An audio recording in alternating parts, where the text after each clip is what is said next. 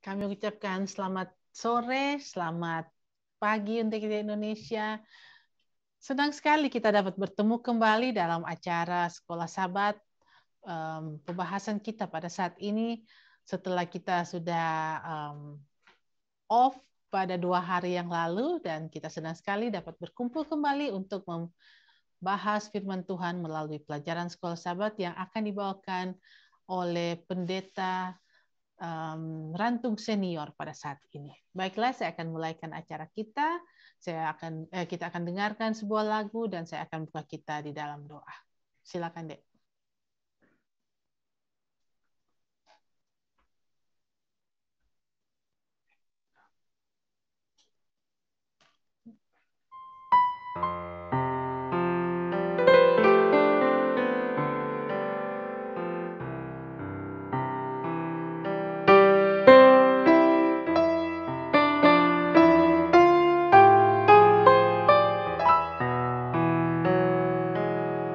In Christ alone will I glory, though I could pride myself in battles won. For I've been blessed beyond measure, and by His strength alone I overcome. I could stop and count successes like diamonds in my hands, But those trophies could not equal to the grace by which I stand. in Christ alone I place my trust and find my glory in the power of the cross. In every victory, let it be said of me, my source of strength, my source of hope is Christ alone.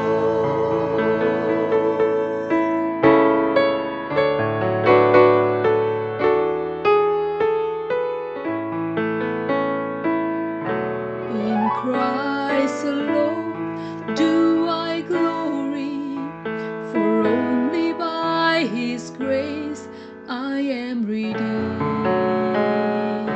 For only His tender mercy could reach beyond my weakness to my need. Oh, I seek no greater honor than just to know Him more, And to count my gains but losses to the glory of my Lord. In Christ alone I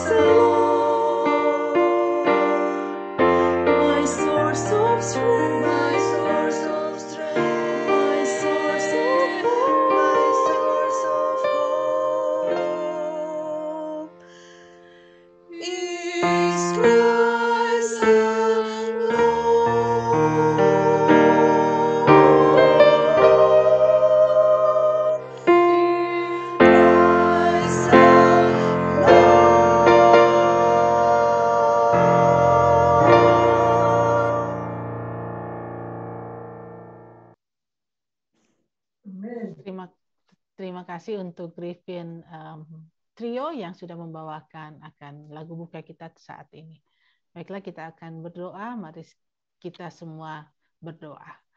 Bapa kami dalam kerajaan surga yang kami sembah siang dan malam, kami mengucap syukur kepadamu Tuhan, di mana Engkau telah memimpin kami sepanjang hari ini dalam aktivitas kami. Kami telah tiba lagi pada sore ini di waktu New Jersey dan pagi waktu di Indonesia, dan di mana saja kami berada, Engkau sudah tibakan kami untuk siap mendengarkan firman-Mu yang akan dibentangkan oleh Pendeta Alex Rantung untuk membawakan pelajaran sekolah sahabat. Biarlah Tuhan pelajaran ini dapat kami hidupkan dalam kehidupan kami sehari-hari dan menguatkan iman percaya kami untuk lebih hari lebih dekat kepadamu.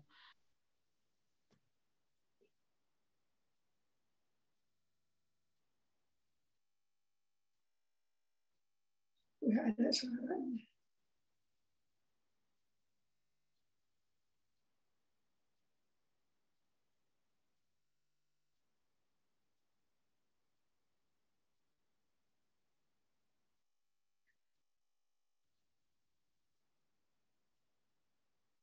Nanti jangan kalau pakai suara lagi nggak keluar. Ini cek.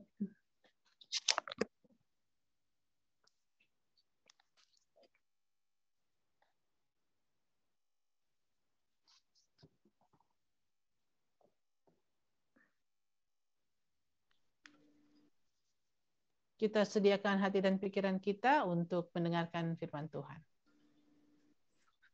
Oke, kita suara tadi investoran nggak muncul tadi.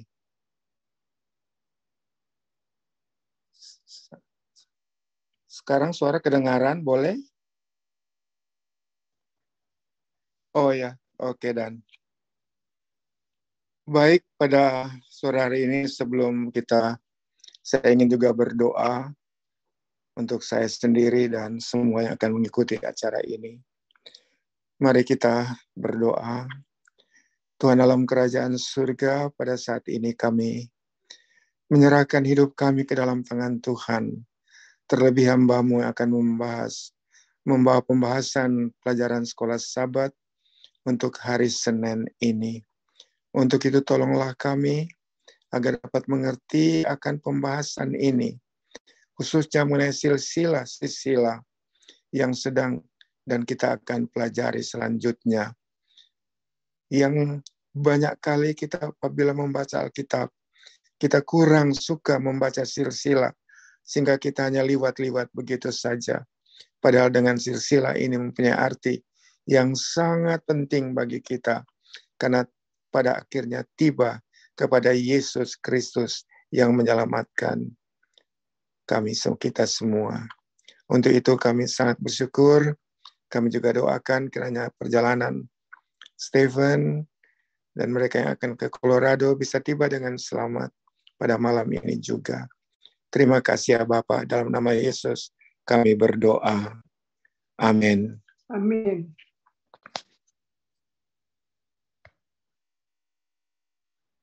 Halo.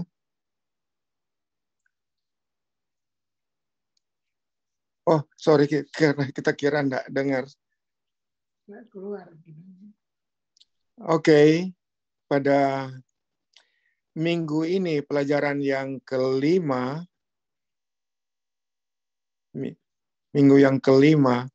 dengan judul The Tower of Babylon atau Menara Babel ini.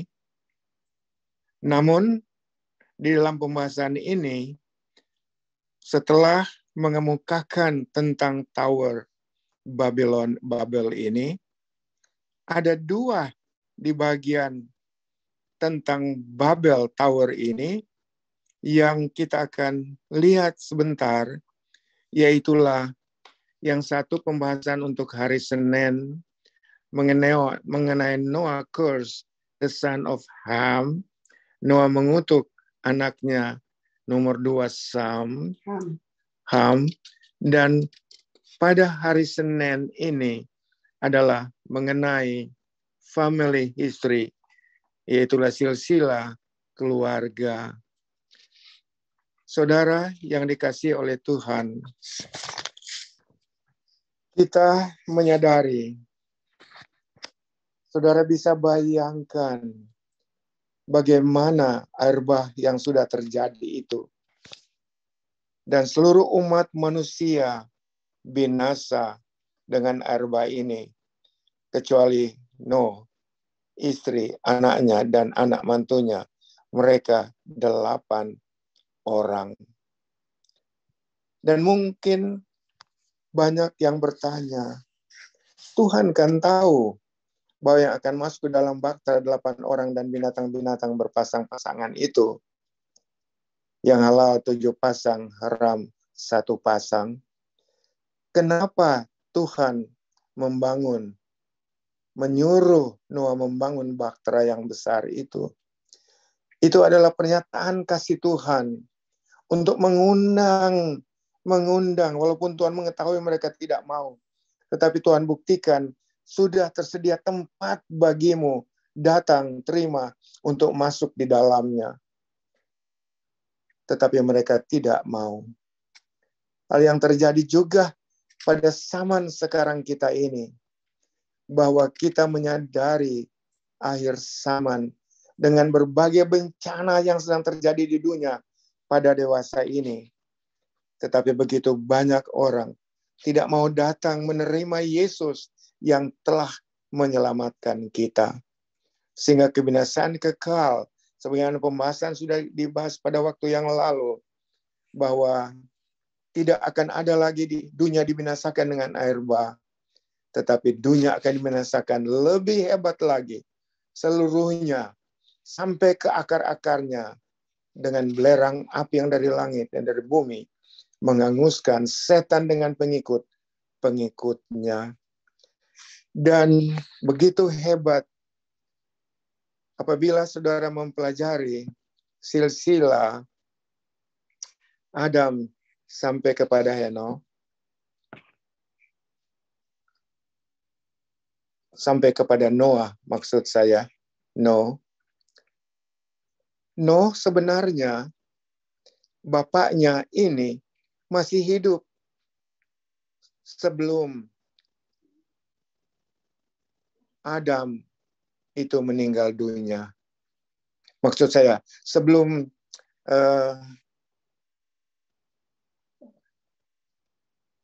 manusia pertama yang Tuhan ciptakan ini, yaitulah siapa?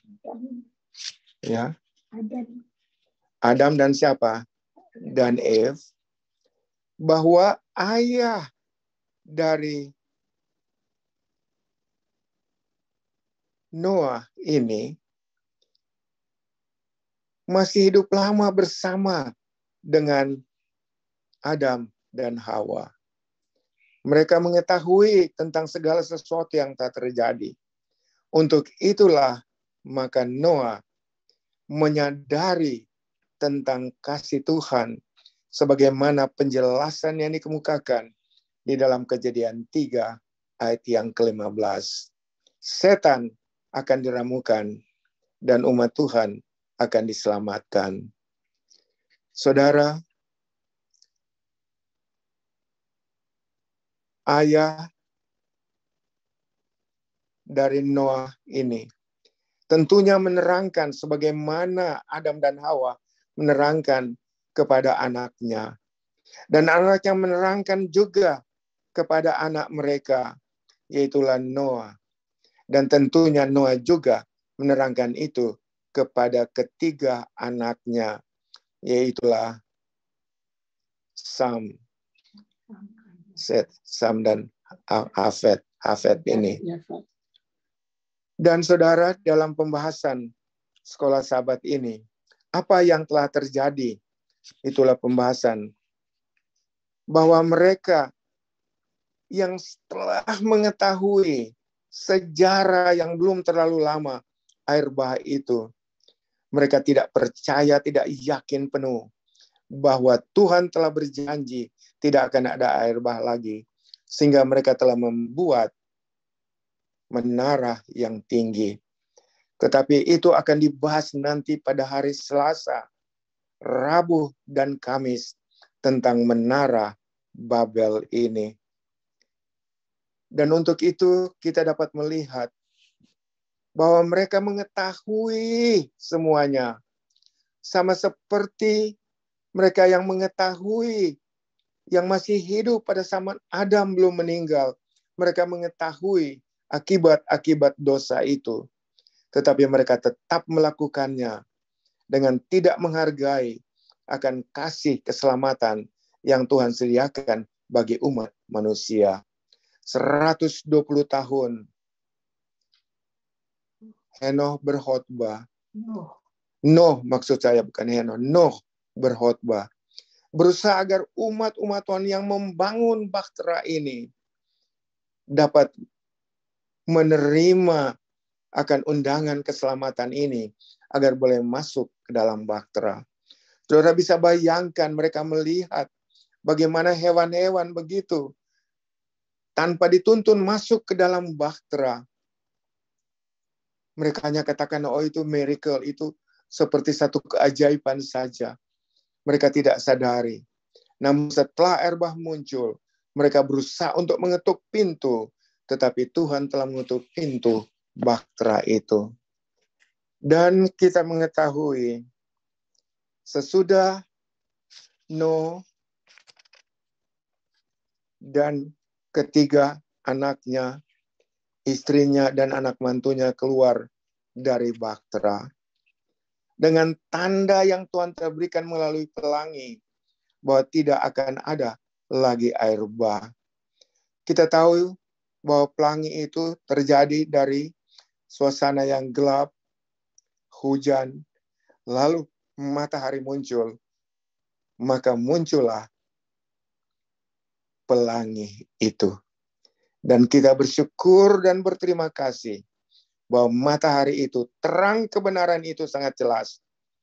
Yesus Kristus telah menyatakan, demi keselamatan kami umat manusia, dan janji pesan Tuhan ini adalah sangat pasti dan tidak perlu diragukan. Namun apa yang telah terjadi sesudah air bah, kita mengetahui bahwa Noah yang mempunyai 3 orang anak. Anak nomor 2 yang bernama Ham, di saat mana ayahnya minum anggur terlalu banyak, maka dia tidak sadarkan diri sehingga dia telanjang. Akibat telanjang ini, maka Ham melihat ayahnya, bukan dia menutupi ayahnya, tapi dia menceritakan kepada kakak dan adiknya tentang ayahnya yang telanjang itu. Itulah sebabnya, maka Ham di sini adalah sama seperti yang dilakukan bagi Adam dan Hawa, mendapatkan hal-hal yang tidak menyenangkan satu kepada yang lain, terlebih bumi mendapat kutuk dari Tuhan. Cerita Noah dan Ham adalah sama seperti cerita Adam, di mana Tuhan telah berkata jangan memakan buah itu, tetapi mereka memakannya. Demikian pula dengan Noah, memakan bad fruits yang begitu banyak anggur yang menyebabkan kemabukannya. Dan apa yang terjadi? Sebagaimana Adam dan Hawa telanjang oleh karena dosa, maka hal yang terjadi juga bagi Noah, dia juga telanjang. Dan yang ketiga dikatakan bahwa Adam dan Hawa diberikan jubah oleh Tuhan sendiri untuk menutupi ketelanjangan mereka, sama seperti anak-anak Noah, Sem dan Yafet, yang menutupi jubah ayahnya. Dan kemudian kita tahu bahwa terjadi kutukan daripada Tuhan. Namun kutukan itu pun adalah satu berkat bagi kita semua. Di mana kutukan diberikan oleh Adam, maksud saya oleh Noah, kepada Ham, yaitulah menjadi suku-suku bangsa yang ada di tanah Kanaan. Tetapi akhirnya tanah Kanaan menjadi satu berkat bagi umat Israel, tempat mereka menetap sesuai dengan janji Tuhan kepada Abraham, Ishak, dan Yakob. Dan bagi keturunan kita juga semua yang sedang akan memasuki tanah Kanaan surgawi yang Tuhan telah sediakan bagi kita. Dan sekarang kita akan membahas pembahasan kita pada malam hari ini, yaitu the family history atau silsilah kejadian. Silsilah kejadian ini yang kita akan pelajari pada hari Senin ini. Di dalam silsilah ini dikatakan, yaitulah mengenai informasi kronologi tentang usia Nuh membuat kita menyadari bahwa Nuh berfungsi sebagai penghubung antara peradaban sebelum air bah dan sesudah air bah.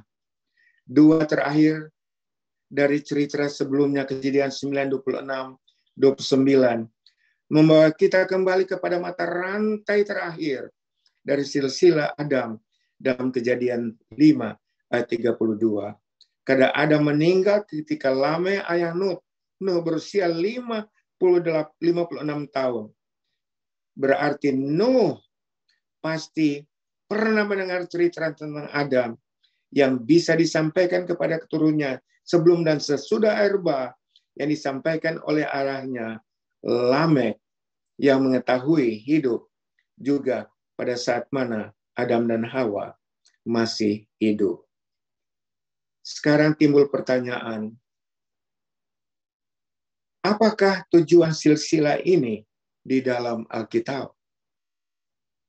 Apakah tujuan silsilah itu dalam Alkitab? Saya ingin sampaikan, saya paling yang apalagi sudah tua ini, tidak dapat mengetahui silsilah keluarga kami, om dan tante kami yang di Ratahan, atau yang ada di Tomohon dari pihak mami. Kami sudah tidak tahu siapa mereka. Pernah kami ke Ratahan, di jembatan ketemu dengan beberapa orang. Kami hanya sampaikan, selamat sore. Lalu satu om jawab, Alex. Saya punya om, dikatakan. Papa Servius Rantung punya kakak, punya adik keluarga. Ada silsilahnya. Waduh, bayangkan. Saudara om sendiri, saya tidak tahu lagi. Kenapa? Karena saya lahir di Ternate, besar di Sulawesi Tengah, dan selanjutnya ke Jawa, sehingga terlalu jarang mengetahui susunan silsilah. Banyak kali, sewaktu saudara-saudara saya masih hidup, mereka tanya, "You punya kakak nama siapa? Adik nama siapa?"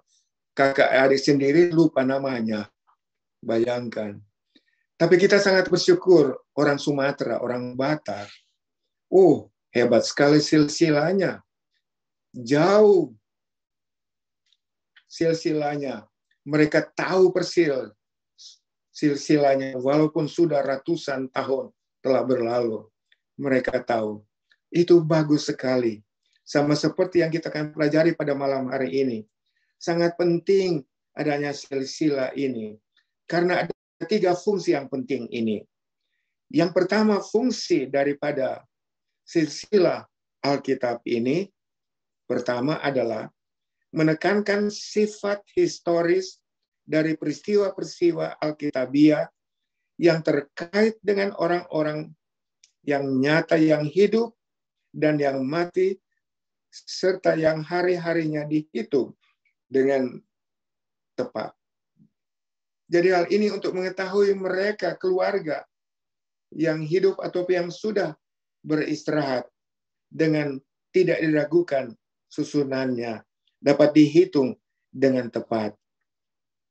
Yaitulah terkait orang-orang yang nyata dan hidup dan mati pada hari-harinya dihitung dengan tepat. Dan yang kedua adalah menunjukkan kontinuitas penulis dari zaman kuno ini hingga kontemporer, membangun hubungan yang jelas dengan masa lalu hingga masa kini. Ada connection, hubungan yang erat dulu dan sekarang. Dan ini sangat penting di dalam silsilah kejadian ini. Dan yang ketiga adalah mengingatkan kita kepada kerapuhan manusia dan efek tragis dari kutukan dosa dan akibatnya yang mematikan pada semua generasi setelahnya. Inilah 3 poin yang sangat penting. Yang ketiga adalah mengingatkan kita pada kerapuhan manusia dan efek tragis dari kutukan dosa dan akibat yang mematikan. Bayangkan, Nuh telah mendengar dari ayahnya kesaksian minta air minum kami. Kesaksian apa yang diceritakan oleh Adam dan Hawa kepada ayah dari Nuh, Lamek ini. Dan Nuh menceritakan ini tentunya kepada ketiga anaknya, kepada istrinya. Dan mereka memahami bagaimana kebaikan, kemurahan Tuhan.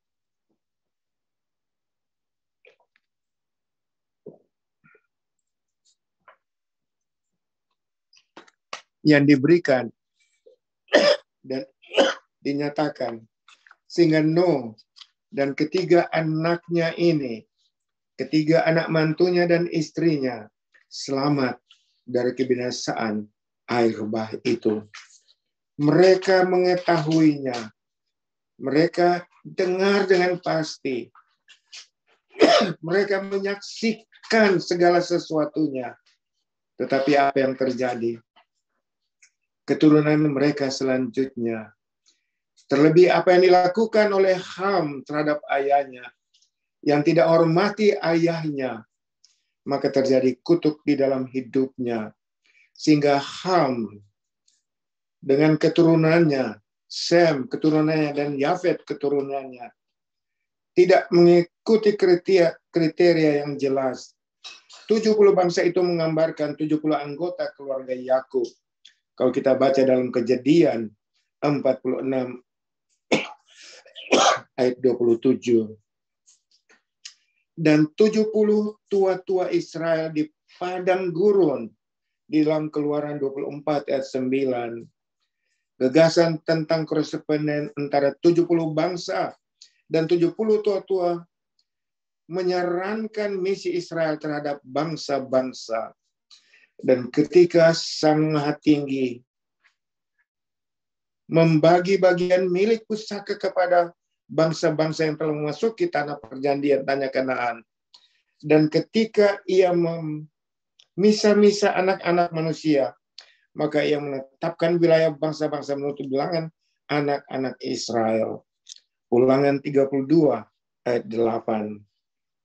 Dan sejalan dengan itu, saudara-saudara, Yesus juga mengutus 70 murid untuk menginjil bangsa-bangsa. Angka 70 ini sangat penting sekali. Kriteria sangat jelas yang menggambarkan keluarga Yakub, menggambarkan tua-tua Israel, mengajarkan mereka yang melakukan misi daripada bangsa-bangsa. Ketika sama tiga memberikan milik pusaka kepada bangsa-bangsa. Demikian pula Yesus mengutus 70 pasang untuk menginjil bangsa-bangsa. Saudara yang dikasihi oleh Tuhan, Tuhan telah menetapkan silsilah kejadian ini untuk mengingatkan kita tentang masa lalu apa yang terjadi, baik ataupun tidak baik. Tetapi semuanya itu menuntun kita untuk memberikan kepada kita jaminan, pilihan, apa yang kita pilih, baik atau tidak. Tetapi Tuhan memberkati kita. Sama seperti Ham, yang kita tahu anak dari Nuh ini, yang telah mendapat kutuk dari Nuh. Tetapi dari Ham, tanah perjanjian, tanah Kanaan, menjadi bagian umat Tuhan. Di balik kejahatan dosa yang dilakukan, adalah yang indah terjadi dalam kehidupan kita, apabila kita menyadari akan kebaikan dan kemurahan Tuhan. Apa yang diperlihatkan informasi ini kepada kita adalah hubungan langsung antara Adam dan para leluhur mereka. Semua adalah tokoh-tokoh yang tercatat di dalam Alkitab yang menuntun hidup kita menyadari silsilah dan keturunan-keturunan yang selanjutnya kita dapati akhirnya akan tiba kepada Yesus Kristus yang telah berkorban dan selamatkan kita. Saudara, kita dapat melihat bahwa sejarah orang-orang nyata dari Adam dan seterusnya adalah membantu kita untuk memahami bahwa para bapak bangsa memiliki akses langsung kepada saksi yang memiliki ingatan pribadi tentang peristiwa kuno itu. Itulah pentingnya adanya silsilah ini. Kalau kita membaca Matius 1 ayat 1-17, apa yang diajarkan hal itu kepada kita tentang historis semua orang ini? Mengapakah kita mengetahui dan percaya bahwa mereka adalah orang-orang yang nyata penting bagi iman kita? Karena kelanjutan daripada silsilah di dalam Matius ini dan ayat-ayat yang lain adalah tertuju kepada Yesus yang di dalam satu inkarnasi, satu penjelmaan Allah menjadi manusia, di mana ia dapat mingle with us, dapat tinggal hidup bersama dengan kita. Dan ini adalah hasil daripada mengetahui silsilah-silsilah yang datang sampai kepada Yesus Kristus. Alkitab, saudara-saudara dikasihi, memiliki banyak catatan silsilah. Banyak dari kitab baik membaca sekilas, hanya baca begitu saja, atau lewat-lewat tidak suka memperhatikannya, menganggapnya sebagian besar tidak relevan, dan bahkan mungkin membosankan. Namun silsilah ini sebenarnya, saudara, adalah bagian dari kitab suci. Dan karena semua kitab suci adalah nafas Allah, dalam 2 Timotius 3:16, mereka harus memiliki beberapa arti. Pasti ada sesuatu yang bisa kita pelajari dari daftar ini. Dan Tuhan telah perintahkan dan menyampaikan kepada Adam dan Hawa, penuhilah bumi. Penuhilah bumi. Hal yang sama pun disampaikan kepada Nuh. Tetapi mereka kurang yakin terhadap janji Tuhan. Akhirnya mereka membuat menara Babel. Tapi setelah dikacaukan menara ini, kita akan dibahas nanti besok dan selanjutnya sampai hari Kamis. Apa yang telah terjadi? Akhirnya yang Tuhan firmankan terlaksana, harus terpencar ke seluruh dunia dengan bahasa yang berbeda-beda. Kami di Indonesia ada pertanyaan yang disampaikan. Bagaimana bisa kita membuat bahasa sendiri? Lalu ada yang menjawab, kita dapat membuat bahasa kita sendiri. Sebagai contoh katanya, coba ayah dan ibu yang bisu, tidak tahu ngomong, tidak bisa mengeluarkan kata-kata atau bahasa mereka. Biarlah anak mereka yang kecil-kecil ini yang belum tahu bahasa yang ngomong. Dan apabila anak-anak kecil ini katanya ngomong, dengan ngomong yang macam-macam, yang tidak dimengerti. Akhirnya muncullah bahasa dari anak-anak ini. Sehingga begitu banyak bahasa yang muncul. Tetapi Tuhan telah menetapkan sebenarnya dengan memisahkan mereka yang membangun Menara Babel ini. Dan akhirnya mereka memiliki bahasa-bahasa yang kita alami di seluruh dunia ini. Lalu timbul pertanyaan. Ada yang bertanya kepada saya, Pendeta Rantung, kalau nanti di surga, kira-kira bahasa apa yang kita akan gunakan? Bahasa Amerika, bahasa Cina, bahasa Indonesia, bahasa Arab?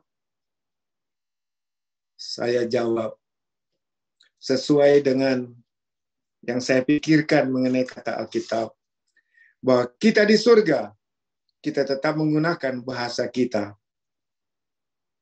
Kita yang Indonesia, ke bahasa Indonesia. Tetapi sebagaimana murid-murid Tuhan, termasuk Petrus, berkhotbah, dapat dimengerti oleh semua yang hadir dengan berbagai bahasa. Maka yang sama terjadi bagi kita di surga. Dengan bahasa yang berbeda-beda, dapat dimengerti satu kepada yang lain. Karena Tuhan yang mempersatukan oleh tuntunan Roh Kudus untuk dapat mengerti akan bahasa ini. Saudara, silsilah juga mengkonfirmasi nubuatan mengenai Mesias yang telah dinubuatkan datang dari Gaza keturunan Daud.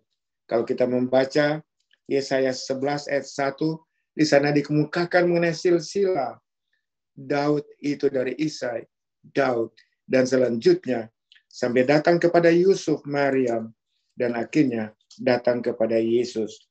Allah menegakkan dengan mencatat garis keturunannya dalam kitab suci. Allah menegaskan bahwa Yesus adalah keturunan yang muncul jauh sebelumnya. Iaitulah keturunan Daud. Apabila kita membaca silsilah di dalam Matius pasal yang pertama, ayat 1-17, dan Lukas 3, ayat 38. Silsilah ada bukti lain juga tentang pemenuhan Yesus Kristus dalam nubuatan perjanjian lama. Kita tahu dalam Yesaya 53, kita banyak membaca tentang Yesus Kristus itu.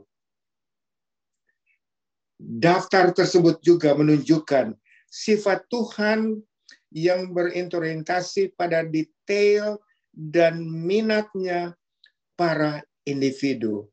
Pentingnya kita mengetahui individu, peran seseorang. Seperti apabila saudara membaca di dalam Roma pasal yang ke-11 mengenai iman dari nama-nama yang telah disebutkan secara individu sangat menguatkan iman kita. Tuhan tidak melihat Israel secara samar-samar sebagai sekelompok orang yang samar-samar. Tidak. Dia melihat dengan kekhususan, dengan hal-hal yang sangat detail. Tidak ada yang terpisah dari silsilah. Mereka menunjukkan Tuhan terlihat, firman yang diilhami menyebut nama-nama orang. Orang-orang nyata dengan sejarah nyata dan masa dengan nyata. Tuhan peduli dengan setiap orang dan detail hidupnya. Saudara, kita akan ke surga. Tuhan memberikan nama kita. Kita memiliki satu kehidupan yang baru di dalam Tuhan. Nama yang Tuhan berikan. Nama hasil daripada pengorbanan Yesus Kristus. Hasil daripada Yesus berkorban untuk selamatkan kita. Sehingga pada akhirnya kita memiliki nama yang sangat indah yang disediakan oleh Tuhan bagi kita di saat mana kita berada di dalam kerajaan Tuhan. Dan nama-nama, jangan lupa, juga berisi bagian-bagian negatif yang menggambarkan kita tentang kehidupan umat manusia. Tidak semua yang positif terdapat di dalam Alkitab. Banyak yang negatif-negatif terdapat dalam Alkitab. seperti turunan raja-raja Israel sesudah Daud dan selanjutnya nama-nama yang negatif, yang tidak menyembah Allah yang hidup, tetapi membuat patung ukiran dan membuat ilah-ilah yang lain. Namun, saudara-saudara, salah satu bagian daripada keturunan Yakub, yaitulah Yabes sebagai contoh, dalam 1 Tawarik 4 ayat 9 dan 10. Yabes keturunan Yakub ini, ia adalah satu silsilah yang selalu berdoa kepada Tuhan dan Tuhan memberkatinya.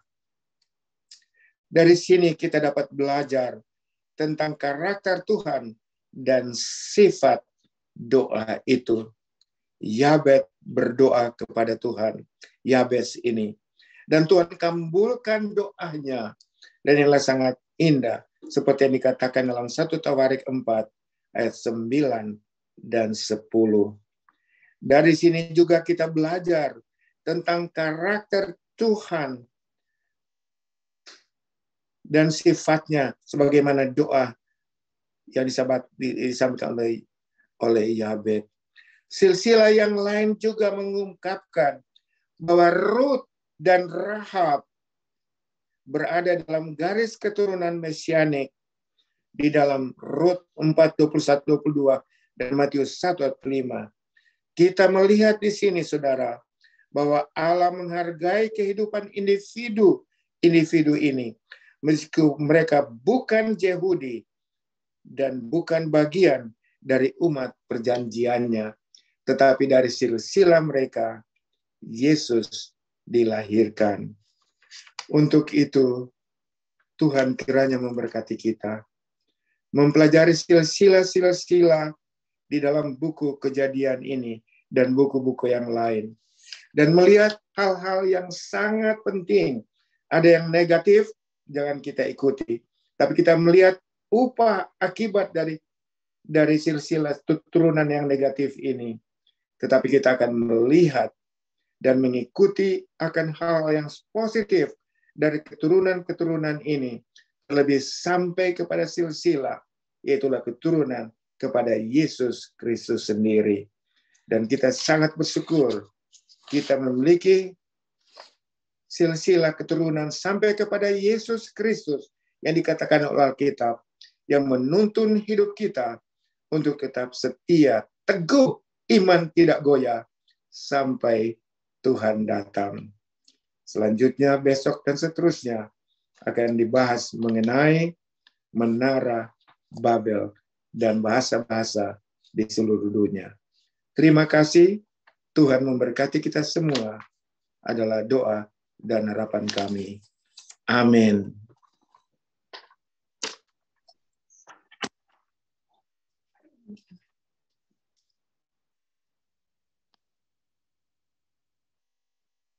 Nggak kedengaran suaranya, nggak ada suara.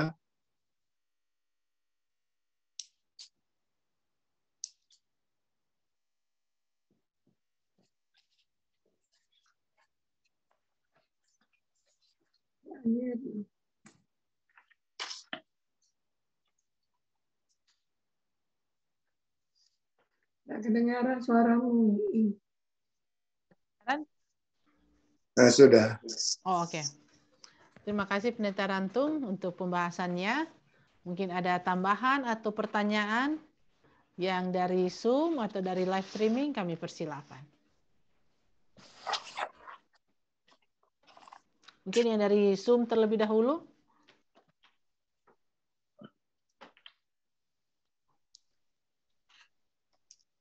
Ada yang dari Zoom?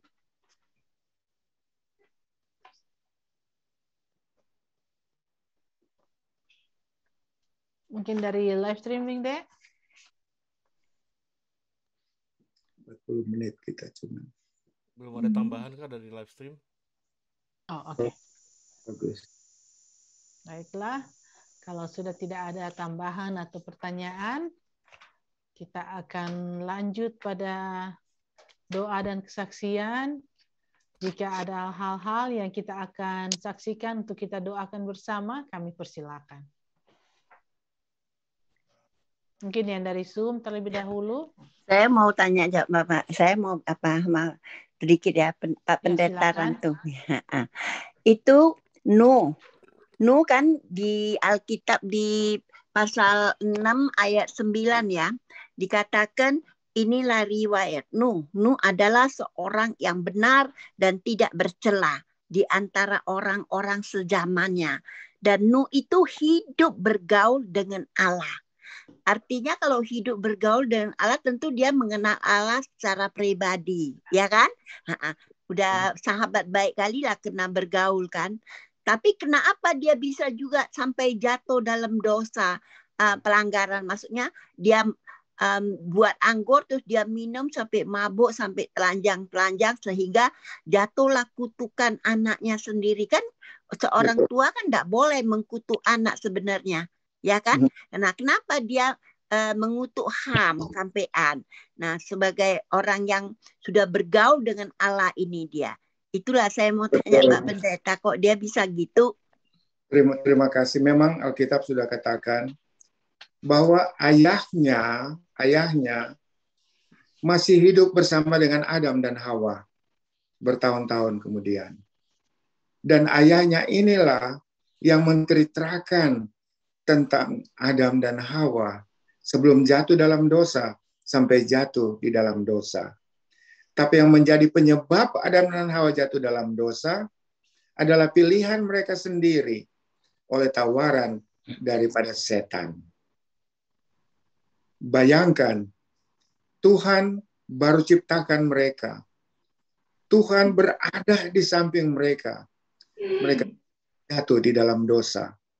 Bagaimana dengan Nuh? Sekalipun dia mengetahui yang diceritakan oleh ayahnya tentang pengalaman dari Kain dan Habel, pengalaman dari Set, Enos dan lain sebagainya, pengalaman yang diceritakan oleh ayahnya mengenai Adam dan Hawa, sehingga dia tetap percaya kepada Tuhan. Tapi jangan lupa, setan itu masih ada. Setan itu masih ada. Setan tidak dibinasakan dengan air bah. Setan masih ada. Sehingga pengaruh duniawi, saudara bisa bayangkan, semua yang membangun bahtera itu mengetahui cerita dari Nuh, cerita dari anak-anak mereka tentang selamat dari bahtera. Tuhan sudah janjikan tidak akan air bah. Mereka lakukan lagi hal yang sama. Setan masih ada. Jangan lupa, pada zaman kita ini juga, setan masih ada. Dan untuk itu kita harus memiliki satu iman yang bukan hanya kata, oh saya mempunyai iman kepada Yesus, tapi kita melakukan iman itu, perbuatan kita terhadap Yesus yang telah selamatkan kita. Jadi poinnya, kita masih berada di dunia yang setan berusaha untuk membawa kita jauh dari Tuhan. Itulah sebabnya Nuh pun terpengaruh dari kuasa kegelapan ini. Minuman ini. Sama seperti Adam dan Hawa memakan buah itu, dia juga meminum itu. Sama seperti Adam dan Hawa telanjang, dia juga telanjang. Sama seperti Adam dan Hawa, Tuhan memberikan jubah, anak daripada Nuh memberikan jubah juga baginya. Dan jaminan keselamatan, Kejadian 3:15, diberikan juga Tuhan bagi kita semua untuk tetap setia, iman teguh kepada Tuhan. Sekalipun kegagalan-kegagalan sering terjadi dalam hidup kita, tetapi Tuhan tidak pernah tinggalkan kita. Tuhan tetap mengundang kita untuk mau masuk ke dalam bahtera, mau ke dalam tanah perjanjian, tanah Kanaan semawi, surgawi maksud saya, yang Tuhan telah sediakan bagi kita. Oke, thank you. Jadi itulah, jadi seperti yang ada tertulis di 1 Korintus pasal 10 ayat 12. Sebab itu siapa yang menyangka bahwa ia teguh berdiri, hati-hatilah supaya ia jangan jatuh. Ya Pak Betul. Pendeta ya. Ya. Betul sekali. Kita harus berhati-hati ya, sekalipun kita dekat Tuhan katanya apa? Ya tahu memahamin Alkitab, firman Tuhan, tapi itulah hati-hatilah ya, kita Siapa yang nyangka kan bahwa kita berteguh berdiri, hati-hatilah supaya ya jangan jatuh. Itu ya Pak Betul. ya, Pendeta. Terima kasih Pendeta. Bagus. Terima kasih. Mungkin masih ada lagi kita sekalian yang doa atau kesaksian, ya, doa, kesaksian dan doa. Mungkin ada yang mau kita saksikan untuk kita doakan. Kami persilakan. Yang dari live streaming deh mungkin ada. Silent request dengan yang tadi kita udah kirim, Kak. Oh, oke.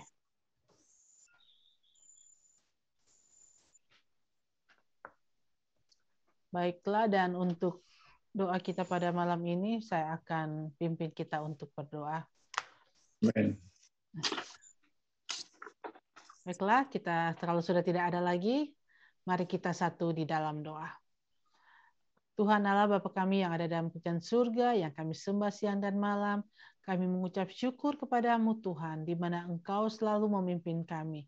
Kami sudah mendengarkan firman Tuhan melalui pelajaran sekolah Sabat yang begitu indah, dari yang dibawakan oleh Pendeta Alex Rantung. Biarlah itu Tuhan kami dapat mempelajarinya dan menjadi iman kami lebih kuat untuk kami siap menanti akan kedatangan-Mu saja.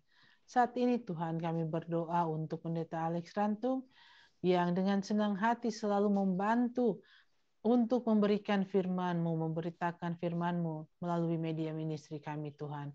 Biarlah Tuhan Engkau tambahkan kekuatan kesehatan dari surga kepadanya dan keluarganya. Dan sehingga dia tidak terhalang Tuhan untuk selalu memuji dan besarkan nama-Mu di dalam membagikan firman-Mu. Walaupun di usia lanjut Tuhan, tapi semangat dari Pendeta Rantung ini menjadi bagian kami Tuhan, di mana kami juga yang muda menyiapkan hati, waktu, dan tenaga kami untuk selalu hanya memberitakan firman-Mu melalui kehidupan kami. Begitu juga Tuhan kami berdoa untuk Pendeta Kesaulia dalam